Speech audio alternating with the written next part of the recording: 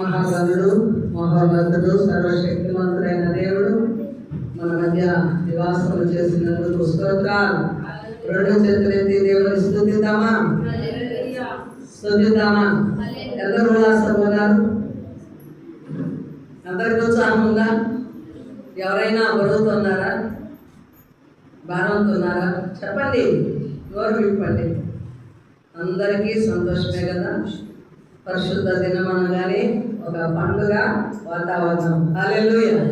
నిద్ర వస్తుందా? ఎవరికైనా వస్తుందా? నిద్ర వస్తుందా? ఫ్యాన్ గాలి చల్లగా, ఇంకా కూలర్లు ఏర్పాటు చేయమంటారా? చల్లగా నిద్రపోతారు ఇక మన వాళ్ళు అయితే. ఆమె ప్రార్థన చేసుకొని వాక్యంలో వెళ్దాం. మహాగణుడా, సర్వ సృష్టికర్త, నీకు స్తోత్రములు చెల్లిస్తున్నా. తండ్రి, నీ మహిమను బట్టి ప్రార్థిస్తుండగా నీ సర్వాధికారమును బట్టి ఈ స్థలంలో సంఘము సేవ అయ్యా తండ్రి, ఈ భాగ్యము, ఈ ధన్యత, ఈ ప్రజలను మాకు అప్పగించినందుకు స్తోత్రం. నీ కృప లేనిది ఏమి జరగదు. నీ మహిమ కలిగిన బాబు ద్వారానే మీరు నడిపిస్తున్నారు. Thank you father. నీ మహిమ నా మీద ఇంకా బలపరచాలి. Lord, glory Jesus. నీ ఆత్మ కార్యము జరిగించాలి. నీ పరిశుద్ధాత్మ శక్తితో నన్ను తాకము. Thank you. ఆత్మల కాపరిగా నీ నివాసములు మా మీద నింపండి. దుష్టుని బంధించాలి. నీ శక్తి కలిగిన నామములో నన్ను ముట్టుమని ప్రార్థిస్తున్నాను. నీ దయగలిగిన ఆత్మతో నడిపించి గొప్ప ఉద్యమమును రగిలించగలిగిన ఆత్మ సందేశమును వినబడి చేసి దీవించుమని యేసు నామములో ప్రార్థిస్తున్నాము తండ్రి. ఆమేన్. హల్లెలూయా. దేవుని యొక్క వాక్ యొక్క ఉద్దేశము ఈరోజు మనము ధ్యానము చేస్తున్నాం. దేవునికి స్తోత్రం. చదవబడిన లేఖన భాగం మరొకసారి మనము చదువుతామండి. యెషయా గ్రంథము 55వ అధ్యాయము 11, 12 వచనాలు చదువుతున్నాం. నా యొద్దకు మరలక నెరవేర్చును. నేను పంపిన కార్యమును సఫలము చేయును. మీరు సంతోషముగా బయలువెళ్ళుదురు. సమాధానము పొంది తోడుకొని పోబడదు. మీ ఎదుట పర్వతములను మెట్టలను సంగీతము చేయును. పొలములోని చెట్లన్నీ చప్పట్లు కొట్టును. ముండ్ల చెట్లకు బదులుగా దేవదారు వృక్షములు మొలుచును. దురదగొండి చెట్లకు బదులుగా గొంజి వృక్షములు ఎదుగును. దేవునికి స్తోత్రం. హల్లెలూయా. ఇక్కడ మనం గమనిస్తే దేవుని యొక్క వాక్కు, దేవుని యొక్క ఉద్దేశము చాలా బలమైనది. వర్షము పడి భూమిని తడిపి విత్తువానికి విత్తనము, భుజించువానికి ఆహారము, ఎలాగ వర్షము ఆ యొక్క ఫలితాన్ని ఇస్తుందో అలాగే దేవుని నోట నుంచి వచ్చే ప్రతి మాట కూడా మనుష్యులను జీవింపజేస్తుంది, కార్యమును సఫలము చేస్తుంది. హల్లెలూయా. నిష్ఫలముగా నా యొద్దకు మరలగా అంటే వర్షము పడినప్పుడు ఆకాశము నుండి వర్షం పడుతుంది. అది మరలా వెనకకు దేవుని యొద్దకు మరలదు, కానీ అది భూమికి ఫలితాన్ని ఇస్తుంది. అలాగే దేవుని మాట కూడా నేను పంపిన కార్యమును సఫలము చేయును. ఆయనకు అనుకూలమైన దాన్ని నెరవేర్చుటకు దేవుని యొక్క వాక్కు ఉద్దేశము. మానవుల్లో ఎన్నో ఉద్దేశాలు ఉంటాయి, ఎన్నో మాటలు ఉంటాయి, ఎన్నో తలంపులు ఉంటాయి. కానీ మనము తలంచిన ప్రతి తలంపు కానీ, మన ఆలోచన కానీ, మన మాట కానీ, మన ఉద్దేశము కానీ నెరవేరదు. అయితే దేవుని తలంపు, దేవుని యొక్క మాట, దేవుని యొక్క ఉద్దేశము అది కార్యమును జరిగిస్తుంది. దేవునికి స్తోత్రం.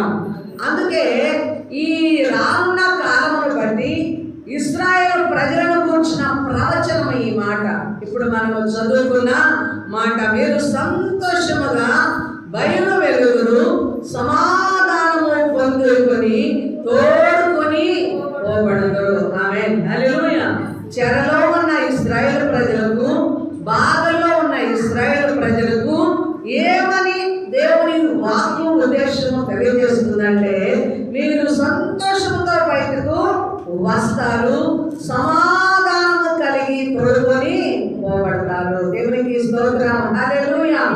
అంటే మీరు ఎదుట పర్వతములు కానీ మెట్టలు కానీ చెట్లు కానీ ఏది అడ్డు లేకుండా దేవుడు సమస్తాన్ని ఏం చేస్తున్నాడు?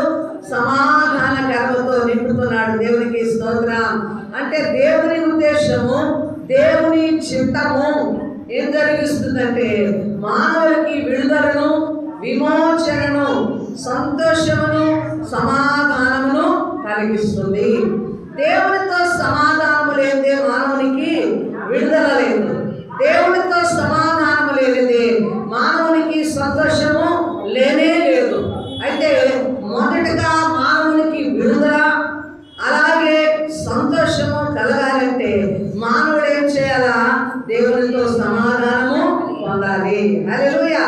వీరు బయటకు వచ్చుట, సమాధానముతో తోడుకొని వెళ్ళుట అనేది ఇశ్రాయేలు ప్రజలకు విడుదల, ఇశ్రాయేలు ప్రజలకు విమోచన. దేవునికి స్తోత్రం. హల్లెలూయా. విమోచన మానవ జాతికి ఏమిస్తుందంటే గొప్ప ఆశీర్వాదాన్ని ఇస్తుంది. ఏమిస్తుందండి? విడుదల, విమోచన అన్నది మానవులకి ఏమిస్తుంది? గొప్ప ఆశీర్వాదాన్ని ఇస్తుంది. దేవునికి స్తోత్రం. చాలా మంది కూడా ఏమనుకుంటారంటే ఆశీర్వాదం అంటే సంపద అనుకుంటారు, మేడలు మిద్దెలు అనుకుంటారు. హల్లెలూయా. ధనము ధాన్యం అనుకుంటారు, బంగారము వెండి అనుకుంటారు, భూములు వ్యాపారం అనుకుంటారు. కానీ నిజమైన ఆశీర్వాదం ఏమిటంటే మానవుడు పాపము నుండి, శాపము నుండి, అపరాధముల నుండి, లోకము నుండి విడుదల పొంది దేవునితో సమాధానము పొందుటే నిజమైన విడుదల. ఈ విడుదలలో మనము గొప్ప ఆశీర్వాదాన్ని మనము చూడగలమండి. దేవునికి స్తోత్రాలు. దేవుడు ఏర్పాటు చేసిన జనములను ఆయన సంతోషముతో బయటికి తీసుకొని వస్తున్నాడు.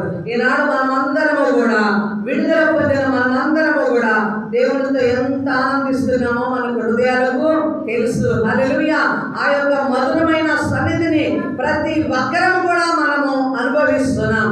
కాబట్టి దేవుని యొక్క మార్గము, దేవుని యొక్క ఉద్దేశము, దేవుని యొక్క మాట తాను ఏమైతే ప్రజల పక్షాన చేయ ఉద్దేశించున్నాడో ఆ కార్యాన్ని దేవుడు సఫలము చేస్తాడు. కాబట్టి కార్యము సఫలము చేయి దేవునికి ప్రతి మనిషి కూడా లొంగుబాటు కావాలి. ప్రతి వ్యక్తి కూడా ఎవరితో సమాధానం పొందాలంటే దేవాది దేవునితో సమాధానము మొట్టమొదట మనం పొందుకునే వారముగా ఉండాలి. యెషయా గ్రంథము 35వ అధ్యాయము 1-2 వచనాలు చదవండమ్మా. అరణ్యమును ఎండిన భూమియు సంతోషించును, అడవి ఉల్లసించి కస్తూరి పుష్పం వలె పూయును, అది బహుగా పూయించు ఉల్లసించును. దేవునికి స్తోత్రం. హల్లెలూయా. అరణ్యమును ఎండిన భూమియు ఏమవుతుందట? సంతోషించును. అరణ్యము అంటే మన ఆత్మీయ ఆ యొక్క భాషలో మనం అర్థం చేసుకోవాల్సింది ఏమిటనగా అరణ్యం అంటే సోడంలో ఉన్న మానవుడు, సమస్యలో ఉన్న మానవుడు, సహాయం లేని మానవుడు, ఇరుకులో ఉన్న మానవుడు. ఎండిన భూమి అనగా ఆధ్యాత్మిక విలువలు లేని జీవితము, ఆత్మీయ సంతోషము లేని జీవితము, ప్రార్థన లేని జీవితము, వాక్యము లేని బ్రతుకు, టోటల్గా దేవుడు లేని జీవితము ఎలాంటిదంటే ఎడారి లాంటి జీవితము. దేవునికి స్తోత్రం. హల్లెలూయా. అయితే దేవుడు తలస్తే, దేవుడు ఆశీర్వదిస్తే ఎడారిని ఏం చేస్తాడంటే ఆయన చదవాలి మీరు అక్కడ. ఎడారిని ఎడారి ఎలా ఉంటుందంట? అరణ్యమును ఎండిన భూమియు సంతోషించును. హల్లెలూయా. ఎండిన భూమికి ఏమిస్తున్నాడు దేవుడు? ఇక్కడ సంతోషమును ఇస్తున్నాడు. అడవి ఉల్లసించి కస్తూరి పుష్పం వలె పూయును, అది బహుగా పూయించు ఉల్లసించును. అడవిలో ఏముంటుంది? ఉల్లాసం ఉంటుందా? ఎవరైనా దారి తొలగి అడవిలోకి వెళ్తే భయంకరమైన ప్రమాదంలోనికి చిక్కుకున్నట్లయితే, అయితే దేవుడు ఏమంటున్నాడు? అడవిలా ఉన్న ప్రజలకు, అడవిలా ఉన్న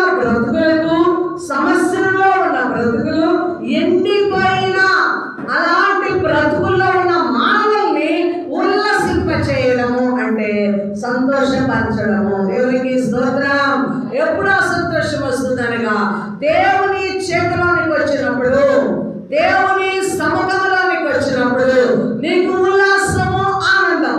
మనం గమనిస్తాం, చాలా మంది కూడా ఎంతో వ్యాధులతో వస్తారు, ఎన్నో రోగాలతో వస్తారు, ఎన్నో బాధలతో వస్తారు, ఎన్నో సమస్యలతో వస్తారు. కానీ ఈ స్థలంలో కూర్చొని 1 గంట పాటు దేవుని మాటలు విన్న వెంటనే ఏమొస్తుంది? వారిలో నూతన ధైర్యం వస్తుంది, నూతన శక్తి వస్తుంది, దేవుని కృప కమ్ముకొనగా ఆదరణ కలుగుతుంది. దేవునికి స్తోత్రం కలుగుగాక. అంటే దేవుని చేతిలోనికి నువ్వు వచ్చినప్పుడు నీకు అక్కడ గొప్ప ఆనందం కలుగుతుంది. నువ్వు ఎలాంటి సమస్యలో వచ్చినా దేవాది దేవుడు ఏం ఇస్తున్నాడు? నీకు గొప్ప సంతోషమును, మహిమాయుక్తమైన ఆనందమును కలుగు చేయి దేవుడు. ఒకసారి గొప్పగా చప్పట్లు కొట్టి దేవుడిని స్తుతిద్దామా? ఇదే అధ్యాయము 35వ అధ్యాయము 10వ వచనం చదవండమ్మా. 10వ వచనం చదవండి. యెహోవా విమోచించిన వారు పాటలు పాడుచు తిరిగి సియోనుకు వచ్చెదరు. వారి కళ్ళ మీద నిత్యానందముండును. వారిని ఆనంద సంతోషములు గలవారై వచ్చెదరు. దుఃఖమును నిట్టూర్పును ఎగిరిపోవును. హల్లెలూయా, దేవునికి స్తోత్రం. ఎవరండి? యెహోవా విమోచించిన వారు పాటలు పాడుతూ దేవునికి స్తోత్రం. హల్లెలూయా, పాటలు పాడుచు తిరిగి సియోనుకు వచ్చెదరు. హల్లెలూయా. ఎవరంట? ఎవరిలో ఉంటాయి పాటలు? ఎవరిలో ఉంటాయి స్తుతి గీతాలు? చెప్పాలి మీరు. ఎవరిలో ఉంటాయండి? విమోచించబడిన వారిలో. ఆమేన్. హల్లెలూయా. ఇంకా దుఃఖంలో ఉండేవారు ఎవరు? ఇంకా నిరాశలో ఉండేవారు ఎవరు? ఇంకా వేదనలో ప్రతిదానికి కృంగిపోతూ, భయపడుతూ, అలసిపోతూ ఉన్నవారు ఎవరు అనగా ఎవరండి? విమోచన లేనివారు, విడుదల లేనివారు, ఇంకా దుఃఖంలో ఉన్నారు. ఆమేన్. హల్లెలూయా. ఈ రోజు నిజమైన విడుదల, నిజమైన విమోచన నీకు కలిగింది అనగా నీవేముండాలా? ఏముండాలండి? నోరు విప్పండి. సంతోషం, ఉల్లాసం ఉండాలా? దేవునికి స్తోత్రాలు. విమోచింపబడిన వారు ఎలా ఉన్నారంట?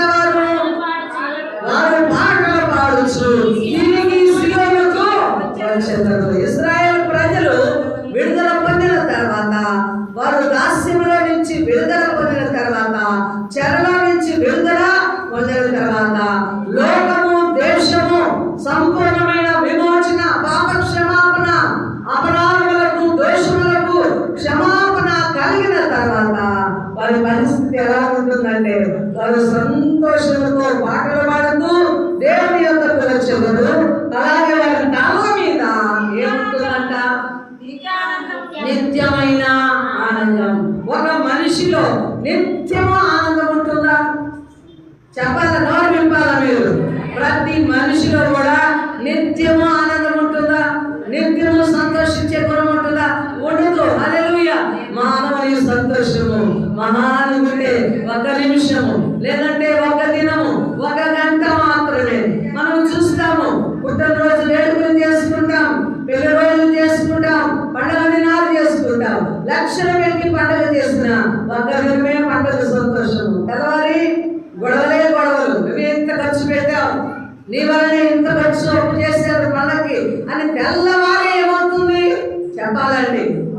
గొడవలు జరుగుతాయి. అంటే ఏ సంతోషమైన 1 దినమే మనిషిలో ఉంటుంది. కానీ నిత్య ఆనందం ఎవరిది? విమోచించబడిన వారిది, విడుదల పొందిన వారికి నిత్యమైన ఆనందం. ఎక్కడ ఉంటుంది నిత్యమైన ఆనందము? నిత్యమైన ఆనందం ఎక్కడ ఉంటుందంటే నిత్యము దేవుని యొక్క సముఖంలో ఉంటుంది. దేవునికి స్తోత్రం. హల్లెలూయా. నిత్యమైన ఆనందము వారి తలల మీద ఉండును. ఆమేన్. అబ్రహామునకు, ఇస్సాకునకు, యాకోబునకు దేవుని హస్తము ఎక్కడ తోడుగా నిలిచింది? ఎక్కడ తోడుగా నిలిచింది? వారి తలల మీద. హల్లెలూయా. అబ్రహామునకు దేవుని హస్తము వారి తల మీద తోడుగా ఉన్నది. ఇస్సాకునకు, యాకోబునకు ప్రతి ఆశీర్వాదము కూడా ఆశీర్వదించమని ఎక్కడికి వస్తారండి? సేవకుల దగ్గరికి తల ఆమేన్. అంటే ఆశీర్వాదం ఎక్కడ ఉండాలా? తల మీద ఉండాలి.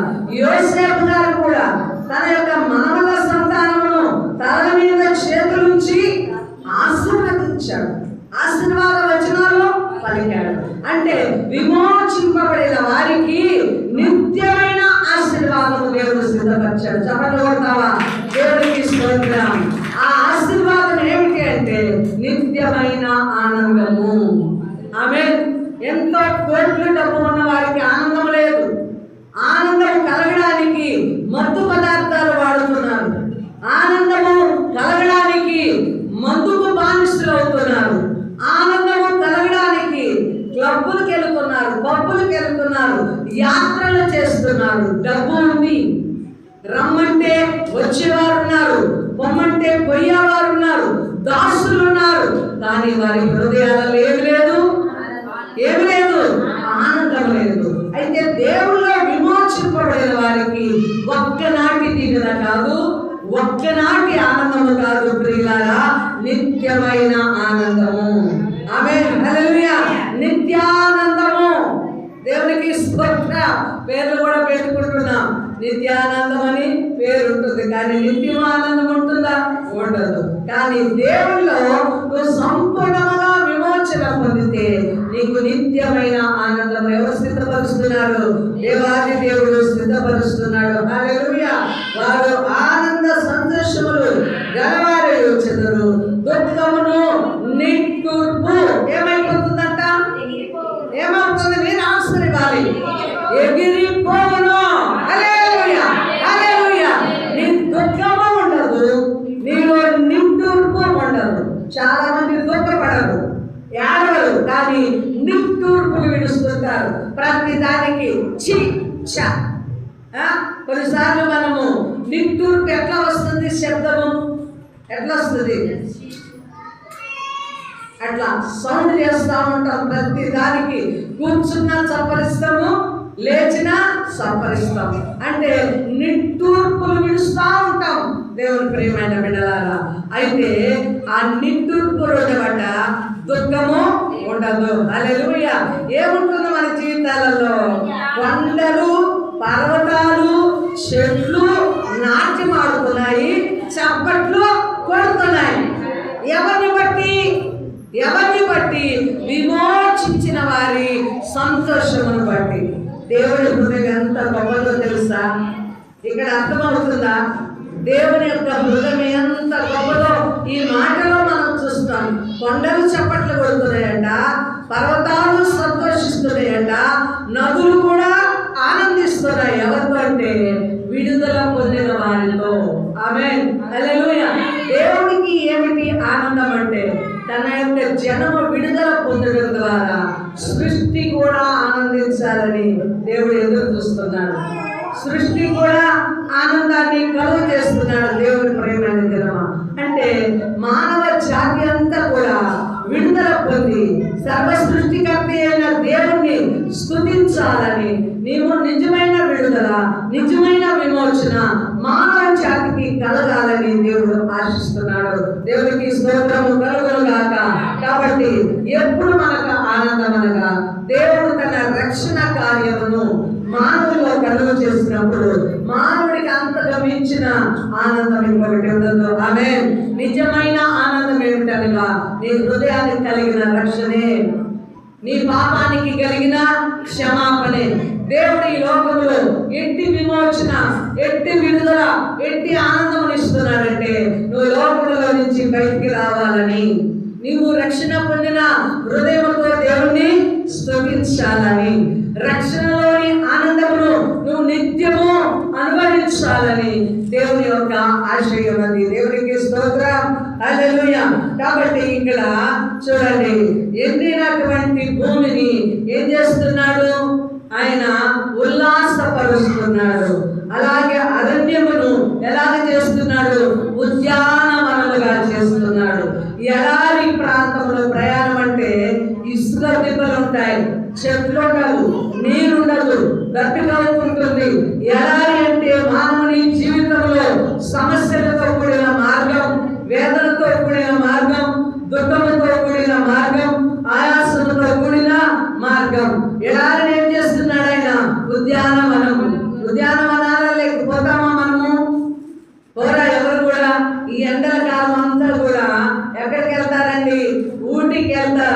శీతల మండలము, హల్లెలూయా, చల్లని ప్రదేశము, మంచి చెట్లు, ఆహ్లాదకరమైన ప్రాంతాలు, సెలయేరులు, నదులు ప్రవహించే స్థలాలలోకి ఈ ఎండను తప్పించుకోవడానికి వెళ్తారా లేదా?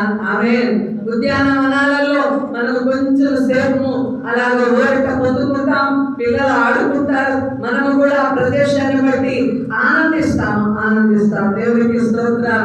అంటే ఎడారి దుఃఖము, ఎడారి మార్గము ప్రయాసము, ఎడారి ఎండతో కూడింది, బాధతో దుఃఖంతో కూడిన మానవ బ్రతుకులు ఎలా చేస్తున్నాడు ఆయన? ఉద్యాన వనముగా, ఆహ్లాదకరమైన ప్రాంతముగా, ఒక చల్లని ప్రాంతముగా, ఎదుగో సంతోషాన్ని కలిగించే ప్రాంతముగా మన బ్రతుకులను మార్చే దేవుడు. ఆమేన్, హల్లెలూయా. కాబట్టి ఎవరి చేతిలో ఇట్టి ఆశీర్వాదాలు ఉన్నాయనగా దేవాది దేవుడి చేతిలో ఇట్టి ఆశీర్వాదాలు మనం చూడగలము. దేవునికి స్తోత్రం. కాబట్టి ఎప్పుడైతే దేవుని మహిమ, దేవుని యొక్క కనికరం మన మీదకి వస్తుందో, ఆ యొక్క దేవుని యొక్క మహిమను మనం చూస్తామంట. దేవుని తేజస్సును మనము చూసిన వారమై ఉంటాం. హల్లెలూయా. విమోచన పొందిన వారిలో ఇంకొక కార్యం జరుగుతుంది. ఏంటి ఆ కార్యం అంటే? వెలుగు మహిమ. హల్లెలూయా. గత వారాలలో అయ్యగారు కూడా చెప్పారు, మహిమను గురించి చెప్పారు, వెలుగును గురించి చెప్పారు, తేజస్సును గురించి చెప్పారు. ఎప్పుడైతే నీవు విమోచింపబడతావో నీవేముంటుంది? వెలుగు ఉంటుంది. హల్లెలూయా. నీవు విమోచింపబడినప్పుడు తేజస్సు, ఏ తేజస్సుతో నింపబడతావు? దేవుని యొక్క తేజస్సుతో నింపబడతావు. దేవునికి స్తోత్రం. హల్లెలూయా. కాబట్టి దేవుని యొక్క కృప మానవుల పైన ఉదయించును. ఆమేన్. దేవుని కృప ఎవరి మీద ఉదయిస్తుంది? మానవుల పైన ఉదయించును. దేవునికి స్తోత్రం కలుగుగాక. ఇంకా మనం ముందుకు సాగి వెళ్దాం. యెషయా గ్రంథము 41వ అధ్యాయము 18వ వచనం చదువుకుందాం. యెషయా గ్రంథము 41:18. జనులు చూచి యెహోవా హస్తము ఈ కార్యము చేసిననియు ఇశ్రాయేలు పరిశుద్ధ దేవుడు దానిని కలుగజేసిననియు తెలుసుకొని నమస్కరించి స్పష్టముగా గ్రహించున్నట్లు చెట్లు లేని మెట్టల మీద మీరు నదులను పారు చేస్తారు, లోయల మధ్యను ఊరటలను ఉపగజేసేదను, అరణ్యమును నీటి మడుగాను, ఎండిన నేలను నీటి పొగలుగాను చేసేదను. నేను అరణ్యములో దేవదారు వృక్షములను, తుమ్మ చెట్లను, గొంజి చెట్లను, తైల వృక్షమును నాటించెదను. దేవునికి స్తోత్రం. హల్లెలూయా. దేవునికి మహిమ కలుగును గాక. జనులు చూచి యెహోవా హస్తము ఈ కార్యము చేసినని తెలుసుకొని మనస్కరించి స్పష్టముగా గ్రహించున్నట్లు. ఆమేన్. దేవుడు ఎందుకు మానవ పక్షాన ఈ కార్యములను జరిగిస్తున్నాడు అంటే జనులు చూచి తెలుసుకోవాలని. ఎవరిని తెలుసుకోవాలి? ఎవరిని తెలుసుకోవాలి? నిజమైన దేవుణ్ణి తెలుసుకోవాలని, సంపూర్ణముగా జనులు దేవుని గ్రహించుకోవాలని దేవుడు మానవుల పక్షాన్ని ఏం చేస్తున్నాడు? ఇట్టి కార్యములను చేస్తున్నాడు. ఎట్టి కార్యములను? తారుమారయ్యే కార్యములను, ఆశ్చర్యపరిచే కార్యములను. ఎడారిని ఏం చేస్తున్నాడు? ఉద్యానవనముగా చేస్తున్నాడు. ఎండిన భూమిని ఏం చేస్తున్నాడు? నీటి మడుగులుగా చేస్తున్నాడు. హల్లెలూయా. అంటే దేవుని యొక్క హస్తము, దేవుని యొక్క మాట, దేవుని యొక్క కార్యము ఏంటంటే ఉన్నదాన్ని లేనట్టుగా, లేనిది ఉన్నట్టుగా. దేవునికి స్తోత్రం. హల్లెలూయా. అంటే గొప్ప కార్యములు లోకములో ఎందుకు జరిగిస్తున్నాడు అనగా ప్రజలు, లోకస్తులందరూ తెలుసుకొని ఎవరికి నమస్కరించాలా?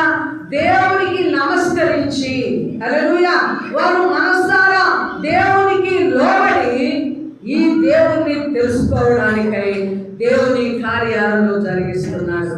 ప్రియమైన జనమా, దేవుని తపన అలాగుంటే, మానవులు విశ్వాసుల యొక్క స్థితి ఎలాగుందంటే మనము కార్యాలను అడుగుతాం. విశ్వాసులు ఎలాగ చేస్తారండి? కార్యములు కోరుతూనే ఉంటారు. ఒక కార్యం జరిగించినాక మరొక కార్యం. ఇల్లు ఇచ్చాడనుకో, ఇంటితో ఆగిపోతామా? కారు అడుగుతాం. కారు ఇచ్చాడనుకో, ఇంకా ఏమడుగుతామండి చెప్పాలా? ఆస్తులు అడుగుతాం. పిల్లలకి గొప్ప గొప్ప పదవులు అడుగుతాం. మంచి ఉన్నతమైన స్థితి అడుగుతాం. ఏ రోజు కూడా మనకు ఇక లేదు, మేము అడగవలసినవి లేవు, మేము అన్నీ పొందుకున్నామన్న మానవ హృదయం ఎప్పుడు మనిషిలో ఉంటుందా? ఉండనే ఉండదు.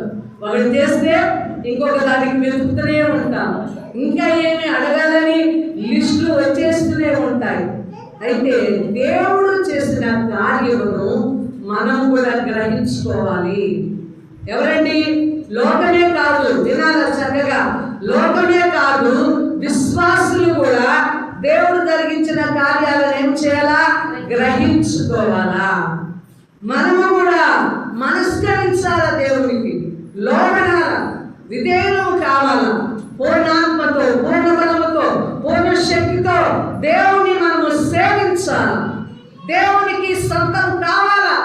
ఎప్పుడు కార్యములనే చూడడం కాదు, కార్యములు జరిగించబడిన తర్వాత మనము కూడా దేవుని యొక్క శక్తిని, దేవుని యొక్క ప్రేమను, దేవుని యొక్క వాత్సల్యతను, దేవుని యొక్క అధికారమును, దేవుని యొక్క కృపను ఆయన కార్యము ద్వారా మనం ఏం చేయాలా?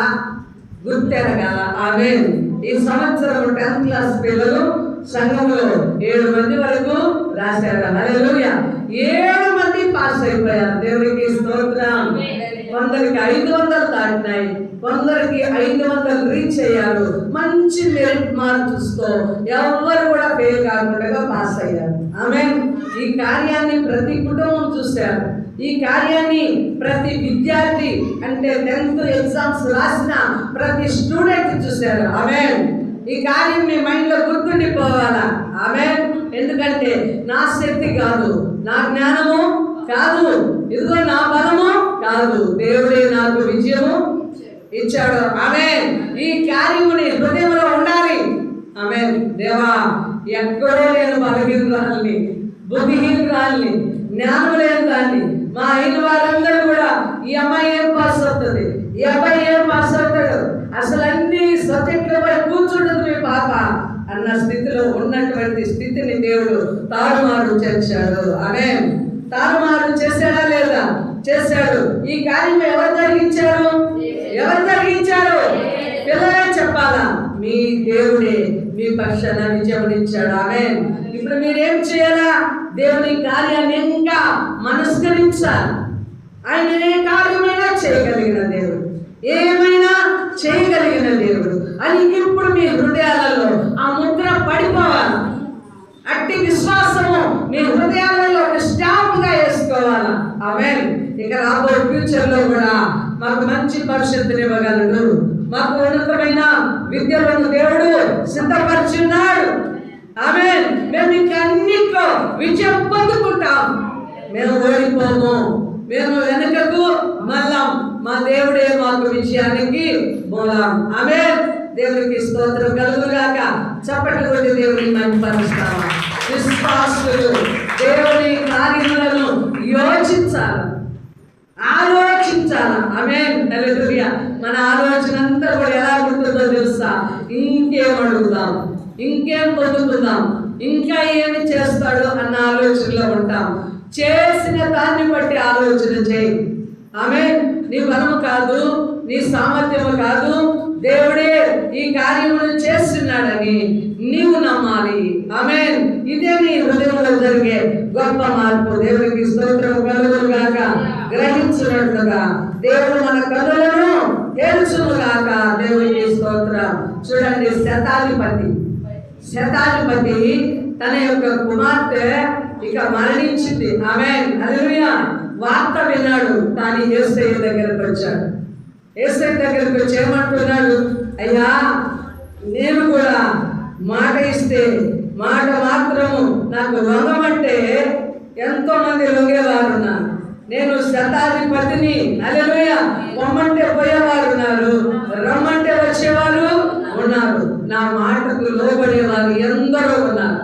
అయితే నా మాట ఇప్పుడు పనికిరాదు.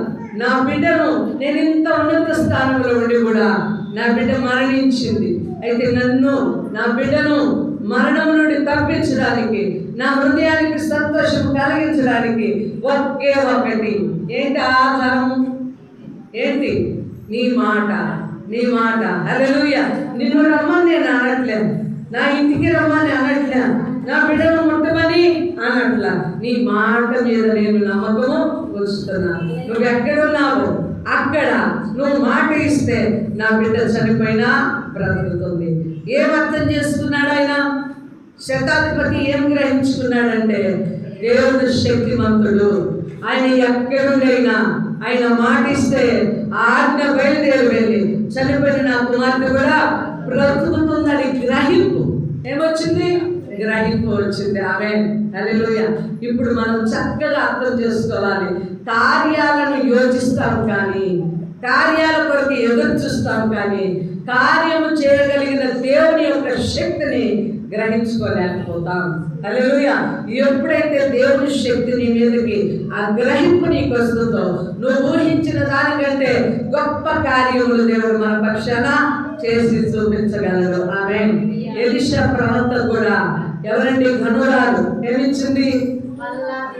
ఆయనకు ఒక స్థలాన్ని, మేడ మీద గదిని ఆశ్రయముగా ఉండడానికి స్థలం ఇచ్చింది.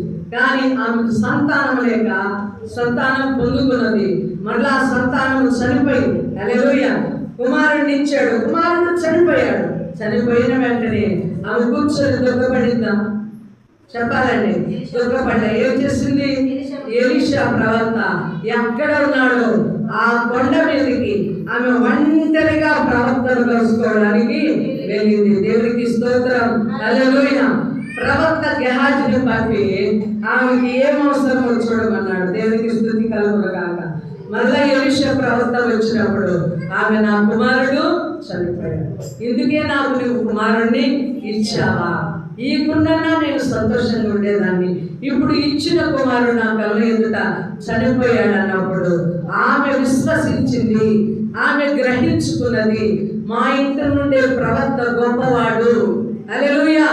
ఇచ్చిన కుమారుడిని తిరిగి చనిపోయిన బ్రతికించగలిగిన శక్తిమంతుడు, అలాంటి కృప, అలాంటి శక్తి, అలాంటి అధికారం కలిగిన వాడు ప్రవక్తను ఆశ్రయించింది, ప్రవక్త దగ్గరికి చేరింది. హల్లెలూయా. ప్రవక్త దగ్గర తన మనవి చెప్పుకున్నది. ఆమేన్. హల్లెలూయా. ఈరోజు మన కన్నులు కూడా గ్రహించినట్లుగా తెరవబడునుగాక. చాలా మంది ఆశ్చర్య కార్యాలను కోరుకుంటారు, అద్భుతాలను కోరుకుంటారు, మా ఇంటి గొప్ప గొప్ప కార్యములను జరిగించు ప్రభు అని కోరుకుంటారు. కానీ కార్యము చేసిన వెంటనే, కార్యము చేసిన దేవుని ఏం చేస్తారు చెప్పండి? మర్చిపోతారు. ఒక ఇల్లు కట్టిన, ఆ నూతన గృహాన్ని నిర్మించుకున్న ఆ గృహ యజమానుడిని అడిగినట్లయితే స్తుతులు చెల్లిస్తారు కదా, స్తుతికోటం. ఆ స్తుతికోటంలో ఎవరెవరిని పొగుడుతారండి? ఇల్లు కట్టిన మేస్త్రిని పొగుడుతారు. నమ్మకంగా పనిచేశాడు, ప్రారంభించింది మొదలుకొని ఆఖరి వరకు కష్టపడి ఎక్కడ ఏది ఉండాలో అంతా ఒక ఆర్డర్లో చేసి మాకు సులువుగా ఇంటిని ఓపెనింగ్ అప్పగించాడని ఎవరిని? ఆ యొక్క మేస్త్రిని. ఇల్లు కట్టువారిని పొగడాల, కట్టే నైపుణ్యం దేవుడు వారికి ఇచ్చాడు. ఆమేన్. హల్లెలూయా. అలాగే బడ్జెట్ విషయంలో ఒకవేళ కుటుంబీకులు కానీ, ఎవరైనా ఆత్మీయ స్నేహితులు కానీ, బంధువులు కానీ, స్నేహాలు కానీ సహాయం చేసినప్పుడు వారిని తీసుకొని వస్తారు. నా స్నేహితుడు నాకు హెల్ప్ చేశాడు, లేకపోతే మా తల్లి తండ్రి లేకపోతే ఈ గృహం మేము కట్టలేదు. ఇవన్నీ కూడా సాక్ష్యాల రూపంలో మనం ఏం చేస్తాము? అందరినీ ఇన్వాల్వ్ చేస్తాము. కానీ పొగడవలసిన వారిని, ఉన్నతుడైన దేవుణ్ణి, నీ కార్యాన్ని సఫలం చేసిన దేవుని మాత్రము మర్చిపోతాం. అందుకే యెహోవా ఇల్లు కట్టించిన ఎడల చెప్పాలి మీరు, కట్టువాని ప్రయాస వ్యర్థమే.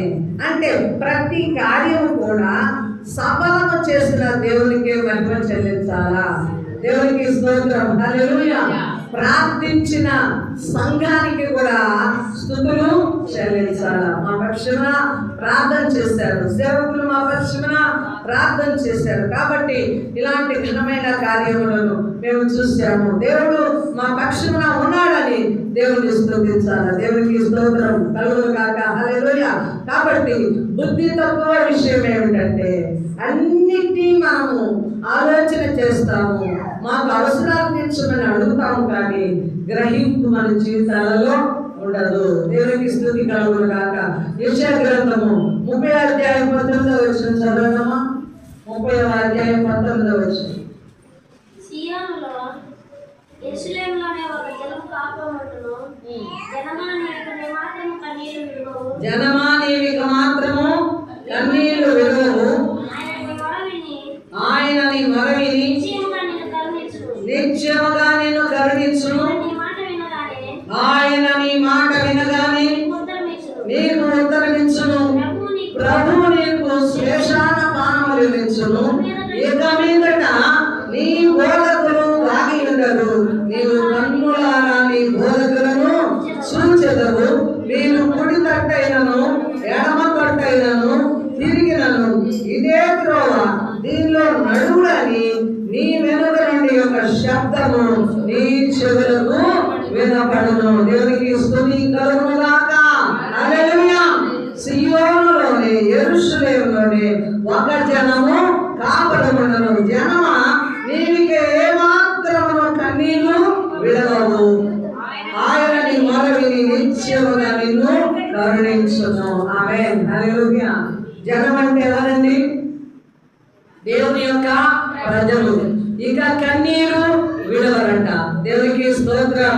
నీవు మొర పెట్టుకుంటుండగానే దేవుడు నీ మొర ఆలకించే దేవుడై ఉన్నాడు. హల్లెలూయా. నీకు శ్లేషాన పానములను ఇచ్చే దేవుడు, నిన్ను పోషించే దేవుడు, నిన్ను నడిపించే దేవుడు. కొన్ని మార్లు ఏ పని చేయాలని అర్థం కాదు. కొన్ని మార్లు ఏది ఏర్పాటు చేసుకోవాలో, ఏది దేవుని చిత్తమో, ఏది మనకు ఉపయోగకరమైనదో మనకు అర్థం కాని స్థితిలో ఉంటాం. కానీ దేవుడు ఏమంటాడు? నీ కుడి తట్టు, నీ ఎడమ తట్టు ఆయన నీకు బోధకుడు ఉండి ఆయన నీకు ఉపదేశిస్తాడు. దేవునికి స్తోత్రం. రాని రూట్లో వెళుతున్న నీకు ఆయన సరి అయిన ఉపదేశము, సరి అయిన బోధ చేస్తూ ఇదే మార్గము, ఈ త్రోవలో నడువు, ఈ పని చెయ్యి, నా ఉద్దేశం ఇది, నా చిత్తము ఇది అని నీకు గ్రహింపునిస్తాడు. దేవునికి స్తోత్రం. మొదటిదిగా మనము దేవుని కార్యాలను గ్రహించుకోవాలి. దేవుని శక్తిని మనం గ్రహించుకోవాలి. కార్యమనే చూచుట కాదు, కానీ దేవుని ఉన్నతమైన కృపను కూడా మనం గ్రహించుకోవాలి. రెండవదిగా ఆయన మన దుఃఖములను, నిట్టూర్పులను తొలగించే దేవుడు. నువ్వు ప్రార్థిస్తుండగానే ఆమేన్ ఆయన ఉపదేశం నీ దగ్గరకు వస్తుంది. నువ్వు ప్రార్థిస్తుండగానే ఆయన నిన్ను పోషించే దేవుడై ఉన్నాడు. బుద్ధిహీనత అంతా ఎక్కడుందో తెలుసా? విశ్వాసుల్లోనే ఉంది. ఆమేన్. నా దేవుడు లేకపోతే నా బ్రతుకే లేదంట. అసలు దేవుడు లేకపోతే మా కుటుంబమే లేదంట. దేవుడు ఇన్ని గొప్ప కార్యాలు చేస్తున్నాడు మా పక్షాన. ఈరోజు మేము ఈ రీతిగా పోషించబడుతున్నామంటే దేవుడే దేవుడే దేవుడే అని ఎదుగుతాము. కానీ ఆ నిజమైన దేవుణ్ణి, ఆ యథార్థమైన దేవుణ్ణి మనము కూడా సేవించడానికి మనం బ్రతుకులను అయితే అప్పగించము. ఆమేన్. అందుకే ఇశ్రాయేలు ప్రజలు దేవుడు ఒక మాట అంటున్నాడు, వీరు పై మాటలతో నా దగ్గరికి వస్తున్నారు, కానీ వీరి హృదయము కఠినముగా ఉంది, కొవ్వు చేస్తుంది, దూరముగా ఉంది. ఆమేన్. అనుభవాలు అయితే అనుభవిస్తున్నాం, దేవుడు పోషణ అనుభవిస్తున్నాం, అభివృద్ధిని అనుభవిస్తున్నాం, అన్ని విషయాల్లో కాపుదల నడిపింపును ఆయన బోధన తీసుకుంటున్నాం. కానీ ఆయన హత్తుకునే మనస్సు లేదు, ఆయనకు మన హృదయం ఇచ్చే మనస్సు కూడా లేదు. రక్షింపబడాలన్న ఆశ లేదు, తృష్ణ లేదు. వనరులు అయితే కావాలా, దేవుని అభివృద్ధి అయితే కావాలా, దేవుని ఆశీర్వాదములైతే కావాలా, దేవుని తోడైతే కావాలా, దేవుని మార్గాలైతే వద్దు. ఆమేన్. రక్షింపబడిన మనిషికి ఏముందండి? ఏం ఆశిస్తున్నాడు? రక్షణ పొందిన మనిషిలో దేవుని మార్గంలో నడవమంటున్నాడు. అంటే అతని మించి ఏం చేస్తున్నావు? ఉత్తమమైన దాన్ని ఎందుకో. హల్లెలూయా. మనుష్యుడా, నీవు ఉత్తమమైన దానిని నువ్వు ఎన్నుకోవాలి. ఏది న్యాయమో, ఏది రమ్యమో, ఏది ఖ్యాతి కలిగినదో, ఏది పవిత్రమైనదో నువ్వు యోచించుకొని దాన్ని అనుభవిస్తూ దేవునికి స్తుతులు చెల్లించు. అయితే అన్నీ కావాలి, కానీ మూర్ఖత ఏమిటంటే దేవుణ్ణి మాత్రం మన హృదయాలలోనికి చేర్చుకో. ఇప్పటి వరకైనా బుద్ధిహీనతతో కూడిన మనస్సు నీలో ఉందేమో, ఈరోజు యోచన చెయ్యి, ఆలోచన చెయ్యి, గ్రహింపులోనికి రావాలి. కేవలం కార్యాలను వెతుకుతున్నావంటే నీలాంటి మూర్ఖురాలు ఇంకొకరు లేరు, నీలాంటి మూర్ఖుడు ఇంకొకరు లేడు, నీలాంటి బుద్ధిహీనురాలు ఇంకొకరు లేరు, నీలాంటి బుద్ధిహీనుడు మరొకడు లేడు. ఆమె కార్యము కాదు, కార్యము చేయగలిగిన దేవునికి నీ హృదయమి, నీ మనస్సులో స్థానమి. ఆయనతో త్రోవల్లో నడవాలన్న ఆశ, తృష్ణ, విమోచింపబడిన వారికి కలిగిన సంతోషం నీకు కావాలి. విడుదల పొందిన వారిలో ఉన్న నిత్యమైన ఆనందము నీ శిరస్సు మీద ఉండాలి. హల్లెలూయా.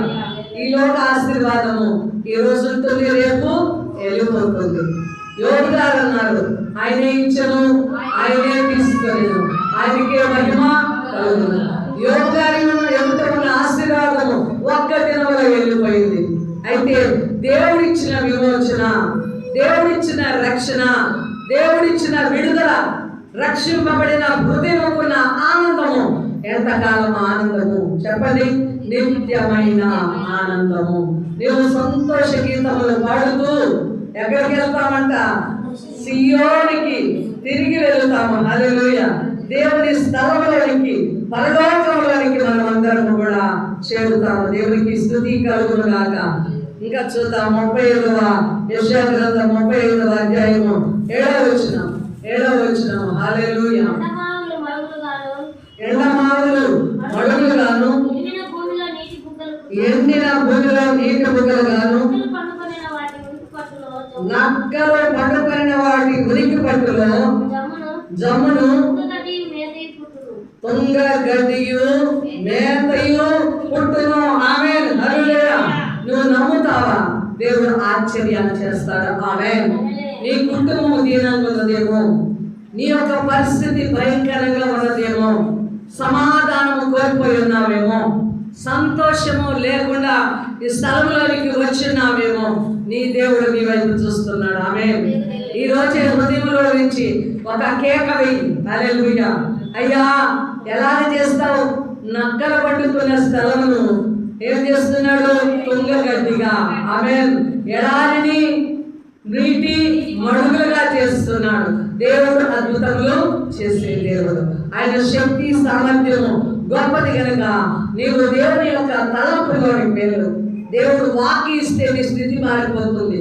దేవుని ఉద్దేశము నిన్ను దీవించాలన్న ఉద్దేశము దేవునికి కలిగి ఉంటే నీ బ్రతుకంతా మారిపోతుంది. దేవుడి ప్రియమైన జనమా, హల్లెలూయా. ఒకసారి దేవుని స్తుతిద్దామా? 2 చేతులు ఇంకా చూద్దాము. యెషయా గ్రంథము 43వ అధ్యాయము 20వ వచనం. నేను ఏర్పరచుకున్న ప్రజలు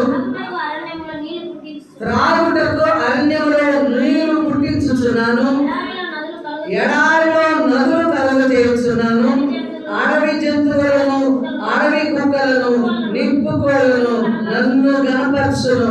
నా నిమిత్తము నేను నిర్మించిన నా జనులు స్తోత్రమును ప్రచారము చేయుదురు. యాకోబు, నీవు నాకు మొర్ర పెట్టలేదు, ఇశ్రాయేలు నన్ను గురించి నీవు విసిగితివి కదా. ఆమేన్. ఆయన జనులు ఆయనకి ఏం చేస్తారట? స్తోత్రములు చెల్లిస్తారు. దేవుని ప్రియమైన జనమా, ఆయన నూతన క్రియ జరిగించే దేవుడు. ఆమేన్. ఇదిగో నేను ఒక నూతన క్రియను నీ పక్షమున నేను చేయించున్నాను. అరణ్యమును, ఎండమావులను, ఎండిన భూములను, ఆయన నీటి మడుగులుగా చేసి దీవించే దేవుడుగా ఉన్నాడు. హల్లెలూయా. కాబట్టి నీ పరిస్థితిని అంతా మార్చే దేవుడు ఉన్నాడని నీవు ఆలోచింపవా అని దేవుడు అడుగుతున్నాడు. దేవుడికి స్తోత్రం. ఈరోజు నిండు హృదయంతో నీ దేవుని కార్యాలను ఆలోచించు. భూమి మీద సాతాను చేసేది ఏమిటంటే కార్యాలను చేయాలని ఆలోచన, కార్యాల కొరకే ఎదురు చూస్తాం, కానీ కార్యము చేసిన దేవుణ్ణి ఆలోచన చేయలేకపోతున్నాం. ఎవరు మన కనులకు గుడితనం కలుగు చేస్తుందనగా సాతాను గుడితనము కలుగు చేస్తుంది. కాబట్టి దేవుని కార్యాలను మనం గుర్తెరగాల. కనుక చూడండి, మనం ఆయన కార్యాలను గుర్తెరిగినప్పుడు ఆయనకి ఎప్పుడు కూడా మనం స్తోత్రాలు చెల్లిస్తాం. విశ్వాసుల హృదయం నిండా ఏముండాలి? స్తోత్రాలు ఉండాలి, స్తోత్రం ఉండాలా. హల్లెలూయా. అందుకే కష్టము కలిగిన స్తోత్రము, దుఃఖము కలిగిన స్తోత్రము, నష్టము కలిగిన స్తోత్రము, బాధ కలిగిన స్తోత్రము. విశ్వాసుల నోట ఏముండాలి? స్తోత్ర రూపము ఉండాలా. ప్రార్థించే వారినైనా సాతాను గెలుపుతూనే ఉంటుంది. వాక్యము చదివే వారినైనా సాతాను గెలుపుతూనే ఉంటుంది. స్తోత్రాలు చెల్లించే వారి పక్షాన సాతాను ఉండలేదు. హల్లెలూయా. స్తోత్రము చెల్లించుట అన్నది సాతానుకి భయము, సాతానుకు కలవరం. కాబట్టి విశ్వాసులు ఏ పరిస్థితిలో నేనేం చేయాలమ్మా? ఏం చేయాలా? నీ నోట స్తోత్రాలు ఉండాలా. దేవుడికి స్తుతి కలుగును గాక. అందుకే యెషయా గ్రంథము 44వ అధ్యాయము 3వ వచనం చదువుదాం. నేను గబ్బిగల వాని మీద నీళ్లను, ఎండిన భూమి మీద ప్రవాహ జలములను కుమ్మరించెదను. నీ సంతతి మీద నా ఆత్మను కుమ్మరించెదను. నీకు పుట్టిన వారిని నేను ఆశీర్వదించెదను. ఆమేన్. ఇక్కడ తల్లులు ఉన్నారు, తండ్రులు ఉన్నారు. ఎంతమందికి ఆశ లేదు మీ పిల్లలు దీవించబడాలని? ఎవరెవరికి ఆశ ఉందండి మీ పిల్లలు దీవించబడాలని? అందరికి ఆశ ఉందా? అందరికి ఆశ ఉందా? ఉంది. హల్లెలూయా. నాకు కూడా ఆశ ఉంది, నా పిల్లలు దీవించబడాలని. అయితే ఆశ ఉన్నప్పుడు ఏం చేయాలా? ఏం చేయాలి? ఆన్సర్ ఇవ్వాలి, ప్రార్థన చేయాలా? ప్రార్థన అందరూ చేస్తారు. ఆశ ఉన్నప్పుడు ఏం చేయాలి? అబ్రహాము నుండి ఇస్సాకుకు, యాకోబుకు, యోసేపుకు ఎందుకు వచ్చింది ఆశీర్వాదం? ఎందుకు వచ్చింది ఆశీర్వాదం? అబ్రహాము విధేయుడయ్యాడు, అబ్రహాము దేవుని వెంబడించాడు, అబ్రహాము దేవుని యొక్క చిత్తమును తన జీవితంలో కొనసాగిస్తూ నమ్మకస్తుడుగా ఉన్నాడు. హల్లెలూయా. కాబట్టి అబ్రహాము మీద ఉన్న దీవెన ఎవరి మీదకి వచ్చింది? వారి యొక్క పిల్లల మీద కూడా వచ్చింది. ఆమేన్. నీ పిల్లలు దీవించబడాలంటే ఇప్పుడు నువ్వేం కావాలి? నీవు దేవునికి దూరంగా ఉంటే నీ పిల్లలు దీవించబడలేరు. నీవు దేవునికి హత్తుకోలేకపోతే, దేవుని యందు విశ్వాసము లేకపోతే నీ పిల్లల వరకు దీవెన రాదు. నీ పిల్లలు దీవించబడాలని కోరుకున్నప్పుడు, నీ ఇంట ఆశీర్వాదం ఉండాలని కోరుకున్నప్పుడు తల్లిదండ్రులుగా ఏం చేయాలా? యజమానుడు, యజమానురాలు ఇరువురు కూడా రక్షణ పొందిన వారు ఉండాలి. ఇరువురు రక్షణ పొందిన వారు ఉండాలి. చాలా మంది దృష్టి ఎలా ఉంటుందంటే, నా భర్త పోతున్నాడులే, నా భర్త వలనైనా నా కుటుంబము దీవించబడుతుంది, నా భార్య పోతుందిలే, నా భార్య వలనన్నా నా కుటుంబము దీవించబడుతుంది. చాలా తప్పు చేస్తున్నాం, చాలా తప్పు చేస్తున్నాం. ఇరువురికి ఆశీర్వాదం కావాల్సిందే. భార్య భర్త ఇరువురు కూడా దేవుని సముఖంలో దీవించబడాలి. జకర్యా, ఎలిజబెతులు కుటుంబ వ్యవస్థ వృద్ధాప్యంలో ఉన్నారు. వారి ఇరువురు కూడా నిందారహితులు ఉన్నారు. దేవుని యందు భయభక్తులు కలిగిన వారుగా ఉన్నారు. చెడును విడిచిపెట్టి నిజమైన విశ్వాసం వారి కుటుంబంలో కనపడింది. కాబట్టి పరిశుద్ధ గ్రంథంలో వారి పేర్లు లిఖించబడ్డాయి.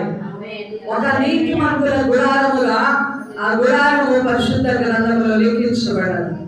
ఈరోజు భూమి మీద ఒక మంచి క్రైస్తవ కుటుంబముగా, వర్ధిల్లే కుటుంబముగా ఉండాలి అనగా మొట్టమొదట ఇరువురు ఎవరనగా భార్య భర్త ఇరువురు రక్షింపబడిన హృదయాలతో ఉండాలి. హల్లెలూయా.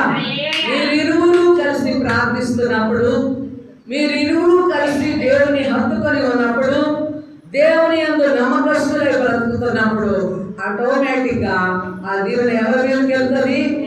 నీ పిల్లల మీదకి ఖచ్చితంగా వెళ్తుంది. ఆమేన్. హల్లెలూయా. నీ దీవెన అంటే నువ్వు చెప్పుకోవచ్చు, లోక సంబంధమైన దీవెన ఎంత ఉన్నది? నీకు 0. దేవుని దృష్టిలో నువ్వు 0% లో ఉన్నావు, సిగ్గుకరంలో ఉన్నావు, తల దించుకోవాల్సిన స్థితిలో ఉన్నావు. హల్లెలూయా. నువ్వు ఏ స్థితిలో హెచ్చించబడినా, ఎన్ని లక్షలు కలిగి ఉన్నా, నువ్వు ఒకరికి అప్పులు ఇచ్చే స్థితిలో ఉన్నా, ఒకరికి ఆహారం పెట్టే స్థితిలో ఉన్నా, మానవులముగా, భార్య భర్తలముగా మొదట కుటుంబానికి పునాది వేసిన స్థానంలో ఉన్న తల్లిదండ్రులు ఇరువురు రక్షింపబడితేనే ఆ కుటుంబానికి ఆశీర్వాదం, ఆ కుటుంబానికి నెమ్మది. 100 రూపాయలు సంపాదిస్తే దేవుడు 1/2 రూపాయలు నీకు ఆదాయం చేస్తాడు. ఆమేన్. హల్లెలూయా. ఎందుకు చెప్తున్నాను ఈ మాటలంటే, కార్యం చేస్తాడు. ఆయన శక్తి గొప్పది. ఎడారిని ఏం చేస్తాడు? ఉద్యానవనంగా చేస్తాడు. ఎండిన భూమిని నీటి మడుగులుగా చేస్తాడు. నక్కలు సంచరించే స్థలంలో మానవుల ఉనికి పట్టుగా చేస్తాడు. తారుమారు చేస్తాడు. దేంతో? తన వాక్కుతో, తన ఉద్దేశముతో. హల్లెలూయా.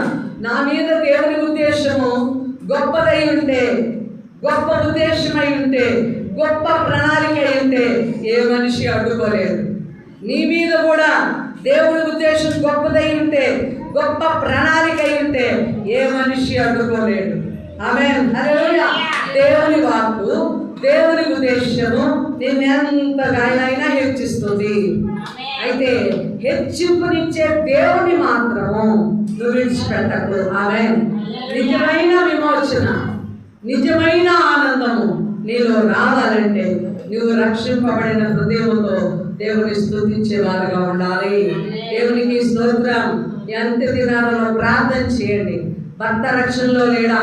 భార్య ఉపవాసం ఉండి కన్నీరు కార్చి వేదనతో ప్రార్థన చేయాలి. ఎందుకు చెప్పండి? ఎందుకు? పేతురు రాసిన పత్రిక 3వ అధ్యాయంలో ఉంటుంది, భార్య భర్తలు జీవమనే కృపావరములో పాలిభాగస్తులు. ఈ మాట చదివిన ప్రతి సమయంలో నాకు ఒక విషయం గుర్తొస్తుంది. అంటే చాలా మంది ఆస్తులు ఉన్నవారు ఏం కోరుకుంటారంటే, ప్రతి భార్య కూడా ఒక ఇల్లు అయినా రాసి పెట్టవా నా పేరు మీద, ఒక 20 సెంట్ల భూమి అయినా రాసి పెట్టయ్యాను ఉండంగానే.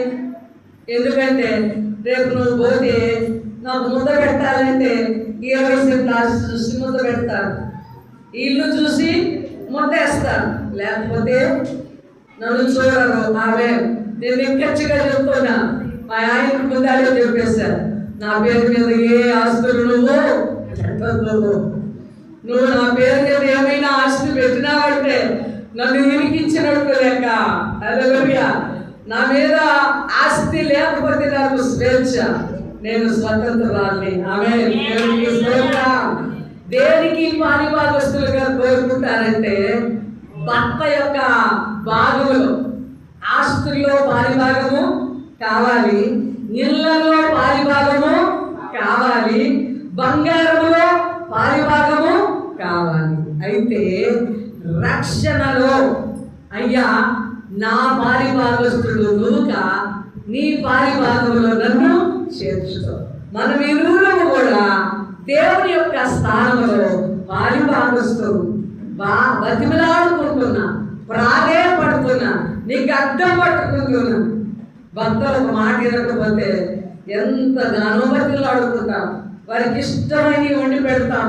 సమయం అనుకూలముగా వారి మంచి ఆలోచనలు ఉన్నప్పుడు, సంతోషంతో ఉన్నప్పుడు మన కార్యాలను నెరవేర్చుకోవడానికి మన ఆలోచనలు నెరవేర్చుకోవడానికి వాళ్ళ దగ్గర మాటలను తెస్తామా లేదా? ఆమేన్, హల్లెలూయా.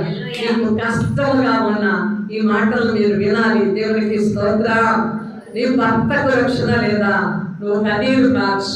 20 సంవత్సరాల ప్రార్థన జీవితం, ఈరోజు నా భర్త రక్షింపబడి మీ ఎదుట ఒక అన్యుడు, ఏమి వాక్యము తెలియదు, పరిశుద్ధ గ్రంథములో ప్రారంభం ఏమిటో ముగింపు ఏమిటో కూడా తెలియదు, కానీ దేవుడు ఆశీర్వాదం ఈరోజు నా ద్వారా నాకు కలిగిన రక్షణ భాగ్యంలో తాను పారిభాగస్తుడై దేవుని చేత దీవించబడ్డాడు. ఆమేన్.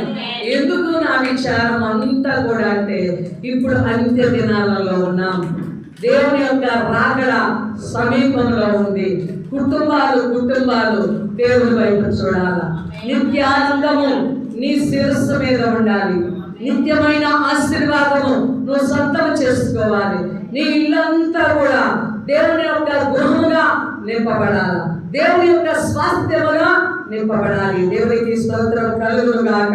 కాబట్టి మానవుల్లో దేవుని యొక్క క్షమాపణ ఒకసారి చూద్దాం. యెషయా గ్రంథము 44:23 చదువుకొని మనం ముగించుకుందాం.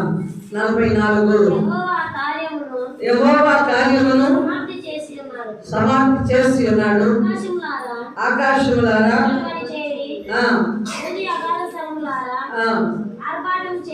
ఆర్భాటము, పర్వతములారా సంగీతనాదము చేయండి. యెహోవా కార్యమును ఏం చేశారంట? సమాప్తము చేశాడు. ఏమిటి ఆ కార్యము సమాప్తం అంటే?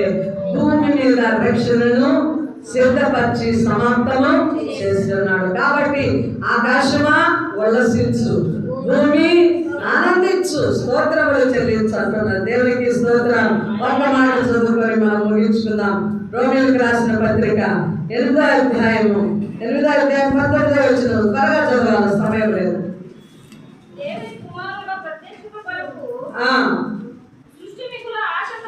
సృష్టి మిగుల ఆశతో తేరి చూచుచు కనిపెట్టుచున్నది. ఏలైనగా నాశనమునకు లోనైన నాశనములో నుండి విడిపింపబడి